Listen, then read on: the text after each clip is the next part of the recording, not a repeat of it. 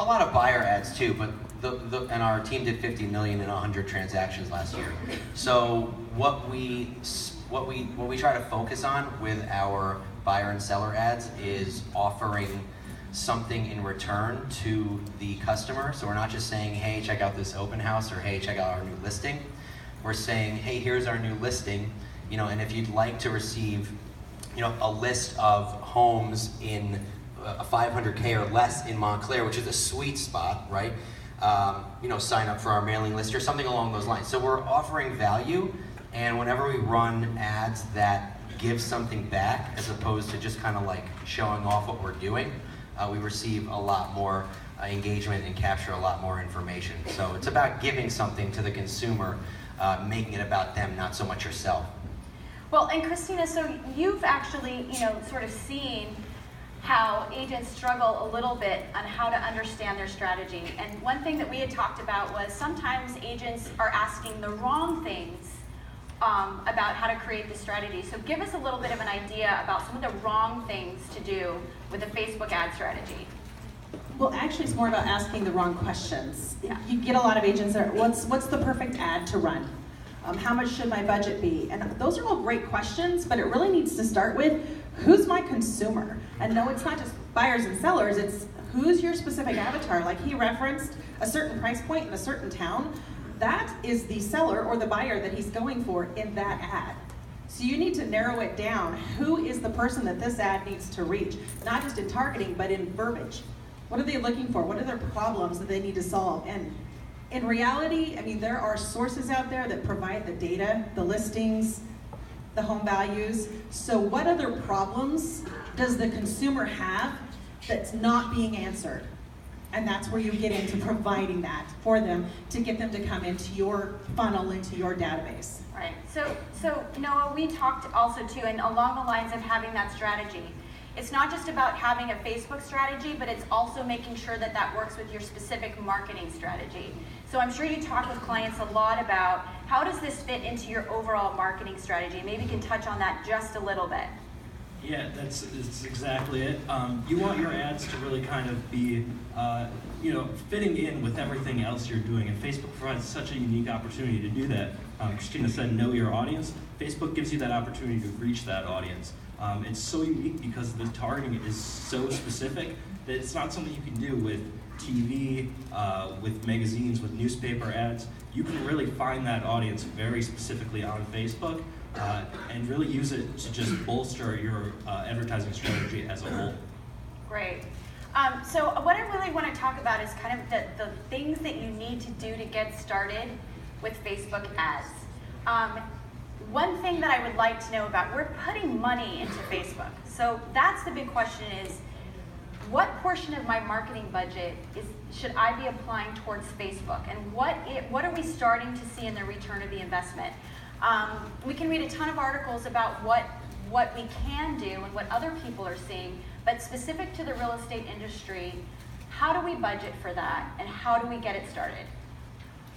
So what I've started doing, I've been doing it for a while, but what I have been finding to be a great return is I have actually 4 different Facebook pages.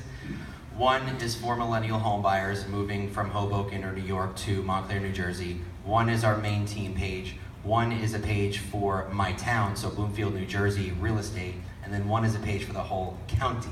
So I run ads specifically tailored to those type of pages. So for Bloomfield, because I want to dominate that town, I run the seller ads.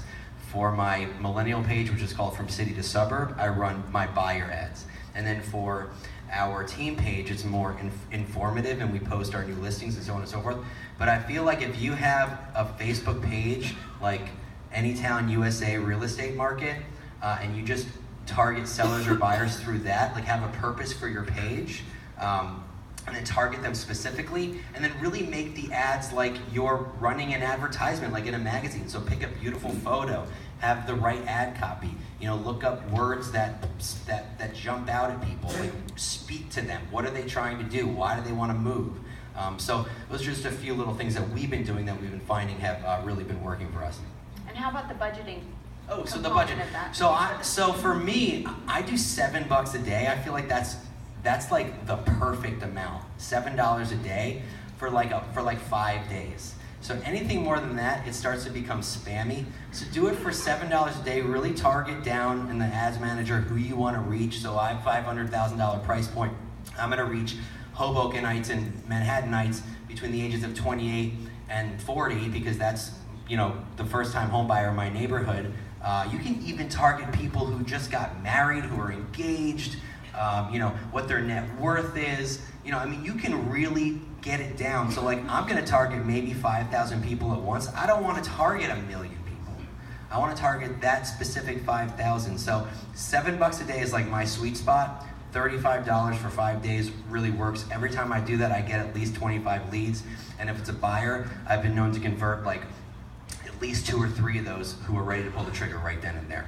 Okay, so here's my question. Should we be buying likes?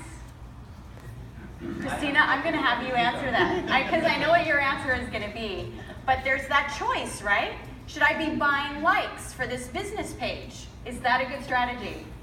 On the surface, no, that sucks, so don't do it. Don't ask your colleagues to like your page either, which is really controversial, because we all want to, the first thing Facebook does is, oh, you created this page, go ask everybody you know to like this page. But just like Nick was saying, he has pages very specific to very specific target groups. I'm sorry, I'm a realtor in Coeur d'Alene, Idaho. It's not gonna benefit him for me to like his page. In fact, it's actually going to hurt him, because if you have too many of those, people who are not interested in what you have to say, Facebook has this funny little thing called an algorithm, and if they don't, like your people that you're on your page don't like you or what you're saying, you get pushed out less and less, which is why we have that concept that, you know, no reach, no engagement, pay to play, mostly because nobody is interested in what we have to say because we've attracted the wrong audience. Okay, so So that's a no, rule. don't so buy don't likes. invite people to your business pages that aren't a part of your actual lead generation strategy. Correct.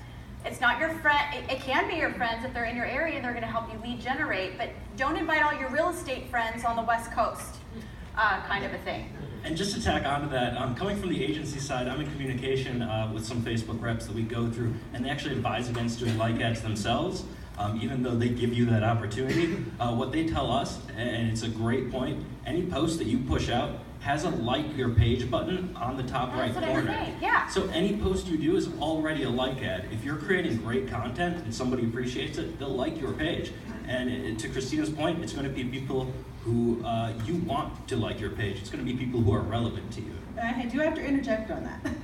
You do need to buy like ads, so I'm going to say the opposite. You need to run ads to like your page that are very targeted to your audience. The reason why, when you give two people too many choices in a single thing, they're on their phones, they're flying by.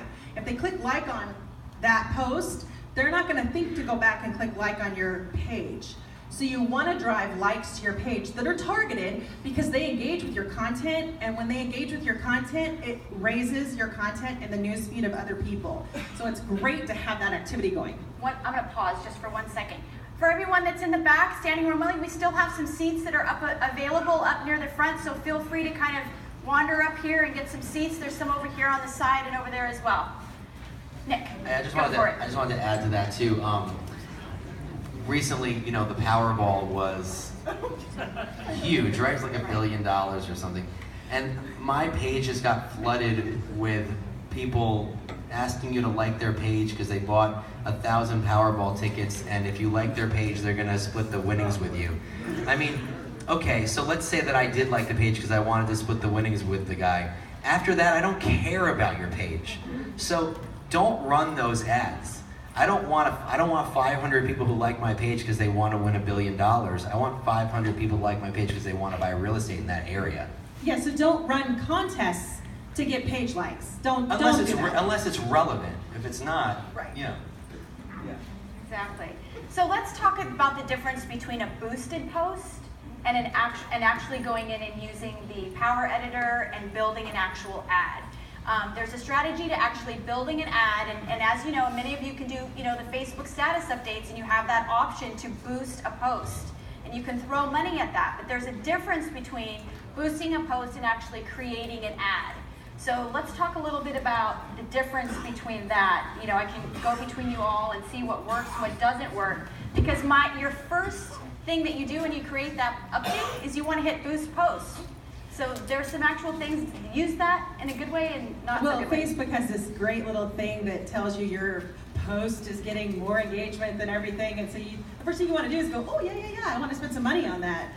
The problem with boosted posts, it's really that option to do ads it's kind of for newbies, and that's not a negative thing, but if you're not comfortable going into Ads Manager or subsequently Power Editor, which is Ads Manager on steroids, if you're not comfortable going into those places, it's really just easier to click Boost Post. But here's what you're doing. You don't have an objective, a campaign objective for that post. You also cannot target as well or as deeply as you can in Power Editor. So it's a big difference. You're kind of just throwing money. I mean, for years we spent money on Homes and Land magazine and billboards and blah, blah, blah, and hoping, hope marketing. Boost Post is kind of a hope marketing concept. Yeah, no, I should probably talk into this thing, right? So yeah, with Boost Posts, and with Boost Posts, the majority of the people that are going to see your posts are the people that like your page, which is fine. But if you've targeted your page in the wrong direction and your friends in all other places of the world are liking your page, it's not going to do you much good. So you're kind of throwing money out the window. So learn Ads Manager. It's actually not that difficult. You kind of just go down the list and check off things that you want. Learn Power Editor. And Power Editor as well. That's a little bit harder, but for like the everyman, Ads Manager is definitely the way to go. And your dollar will go a lot further. Like, like 40 cents a lead, or something along those lines. And that 40 cents could turn into $15,000 depending on your price point. Well, Hold on one second, man. We'll give you extra time for this segment, but could you please raise your hand if you got some seats around you, because we have a lot of people in the back. Please come forward and sit down. Please come take some seats. There's more people filing in. We will add some extra time to this panel because you guys are obviously intrigued with what they're eating this up. But I want to get everybody seated. Raise your hands, scoot down if you don't mind. Be buddies. This is connect with somebody. Rub elbows, rub shoulders. Rub elbows, suck on You might meet a new friend, a new boyfriend, girlfriend. Come on down. I got plenty more seats. Come on down from the back, please. If you're in the back, you're going to stand up and talk. You're not going to get the content, so come on down.